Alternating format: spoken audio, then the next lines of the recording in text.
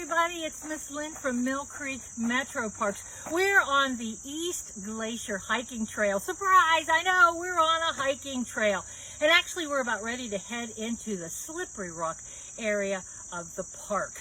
Now, Slippery Rock encompasses quite a large area here in the park, both on the west side of Mill Creek and on the east side of Mill Creek. The name Slippery Rock is applied to, of course, the Slippery Rock Bridge, the Slippery Rock Meadow, the Slippery Rock Pavilion. A lot of different things carry that Slippery Rock name. Now, it's interesting to note that before the Lake Glacier Dam was built in Lake Glacier in 1904-1905, that Mill Creek just flowed freely through here on its way to the Mahoning River. Now, along the way, pools of water accumulated, and the water was clean, it was cool, and it was perfect for a summer swim. So those pools of water did become popular swimming holes for the neighborhood kids. And sometimes, more often than not, they were el naturel. Is that how I say it? All naturel. All naturel. So, but now, where does the name Slippery Rock come from? And there is quite a legend attached to that. We'll share the legend with you, and then we'll tell you what we know to be the facts about that. So, if Dr. Jim, you'll take a pan out here into the creek and see Lake Glacier there, you can see a number of large boulders there.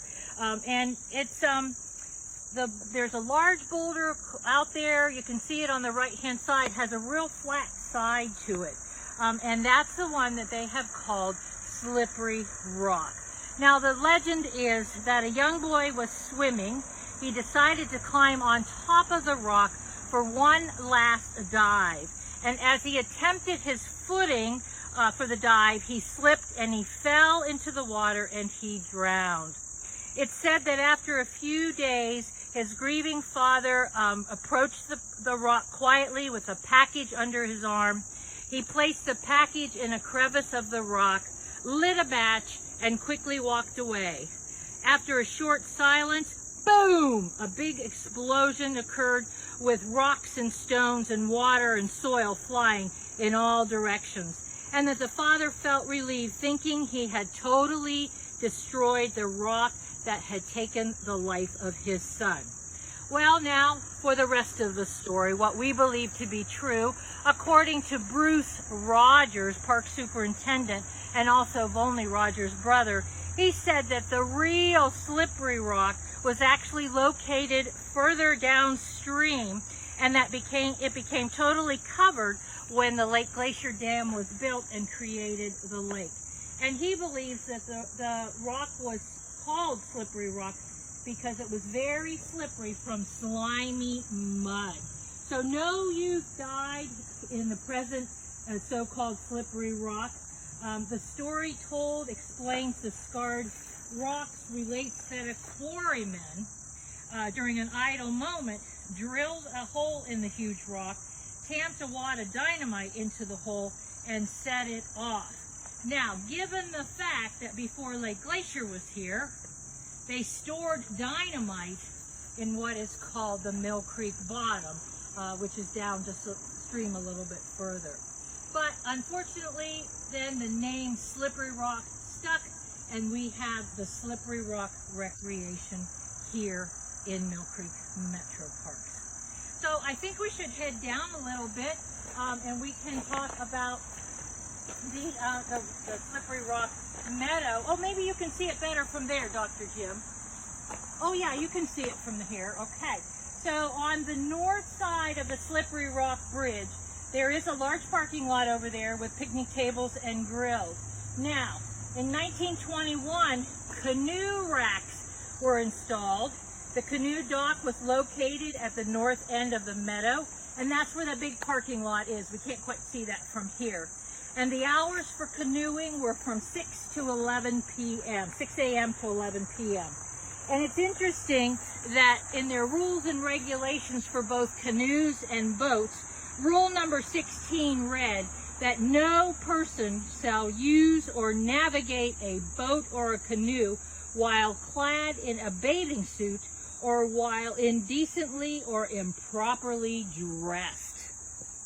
Interesting rule, interesting rule. All right, now we're going to just continue with our little walk on the East Glacier hiking trail. And in front of us, you will see the Slippery Rock Bridge.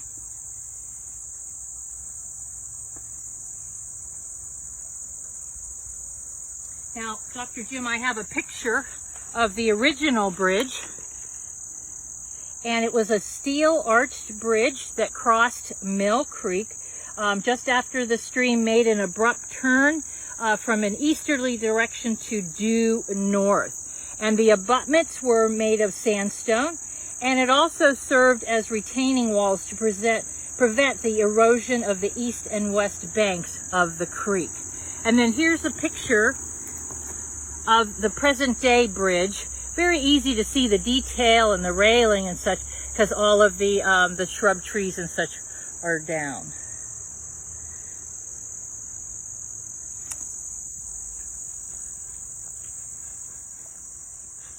Now that original bridge was somewhat narrow for modern day traffic, and even though it did have a sidewalk along its south side. And this new bridge replaced the other bridge back in 1958. And this bridge is faced with the stone to blend in with other park structures and surroundings. It has 3 spans. It's 169 feet long and 52 feet wide. 40 feet of roadway, and it's lined with 6-foot sidewalks on either side, and a steel railing was added.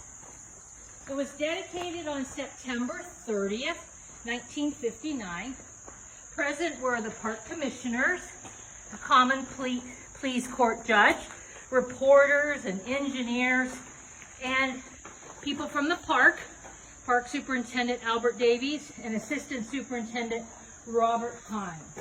Interesting that the Cheney High School Choir was present, and they sang "This Land Is Mine." So now we're right under the bridge.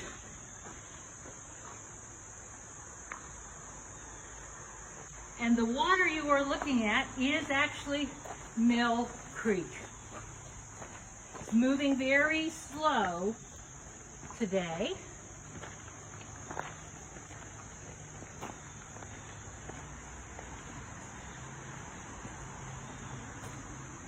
What a lovely little hiking trail right next to the creek. You can actually get up close.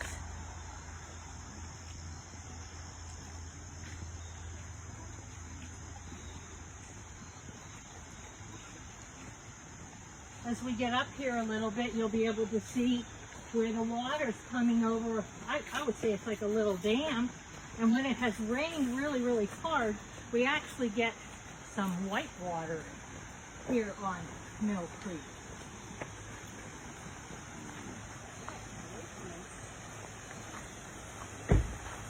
Now Mill Creek actually has 2 other small creeks that feed into it. From the east we have Sugar Creek, and from the west we have Bear Creek. Oh, the sound of that rushing water just makes me smile.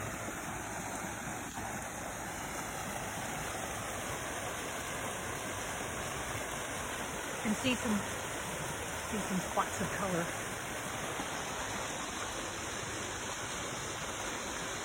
We're going to go to the left.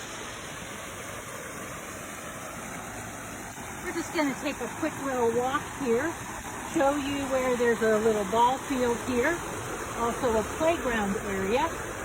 And this trail that we're on transitions into the Slippery Rock Trail, which is only about 0.4 miles, and it's supposed to be a less challenging hike, if you will, if you just want to wander along the creek.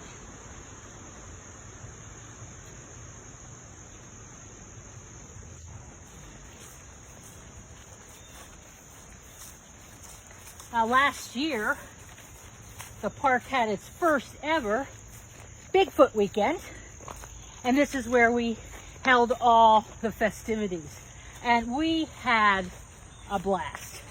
So we're hoping that next fall, 2021, we can offer that again. Have there been Bigfoot sightings in Mill Creek Metro Parks? Probably not, but it's still fun. Nice grassy area, small ball field, playground. Over to the left then we have a sandbox, and the trail goes off into those trees over there. Now over to the left, Dr. Jim, you can just catch that little building that's there. That's the comfort station, the restroom.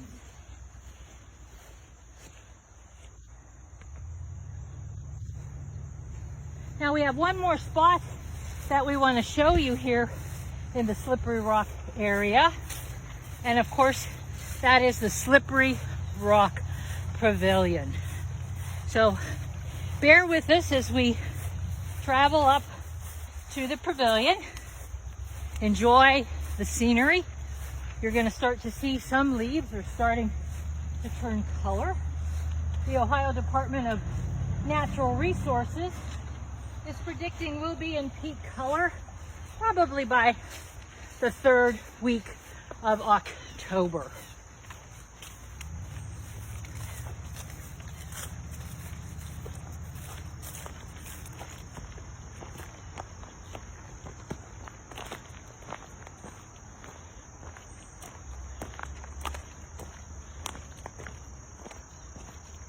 It's quite a lovely space here in Mill Creek Metro Parks.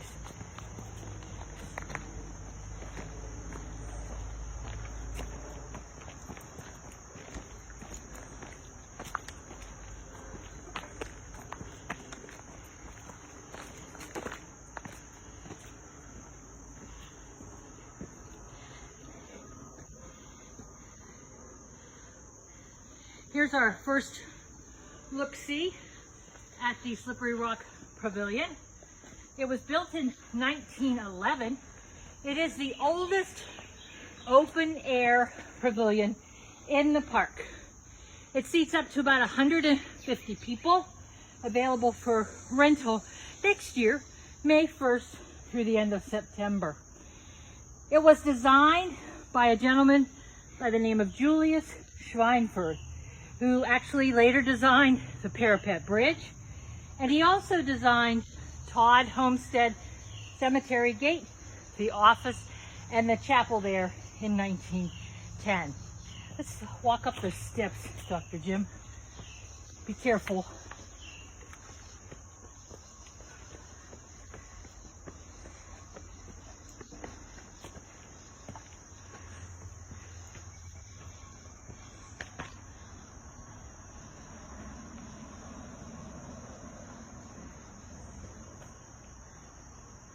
Inside of the pavilion, you're going to see heavy support beams. You're going to see these massive, rough yellow sandstone. These are called piers that are supporting. And if you feel the stone, you can feel the grains of sand. There is, of course, the red tile roof. Some people think the roof gives it an oriental look, but pretty much it was said it was a bold interpretation of the then fashionable arts and crafts style. Then over here to the left, there is a small kitchen. It has electric, it has a stove and a sink. There's a caretaker storage closet as well. And from here, the comfort station is just nearby, with running water, which is always a plus, but it's not attached here to the pavilion. Now, it is said that up on Glenwood Avenue, there was a trolley stop, and that people would take the trolley from downtown out to Glenwood Avenue. They would get off up by Memorial Drive, and walk down here to have their picnics and spend some family time together. So it really has been a gathering place for so many years, for so many families.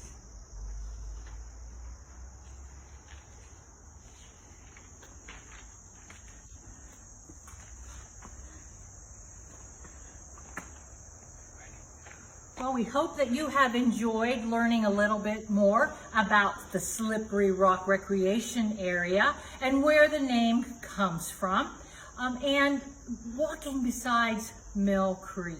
And you know, if Dr. Jim and I can hike on the East Glacier hiking trail, then you can too. You just have to be careful as you go along. Look up, look down, look all around when you're in the park.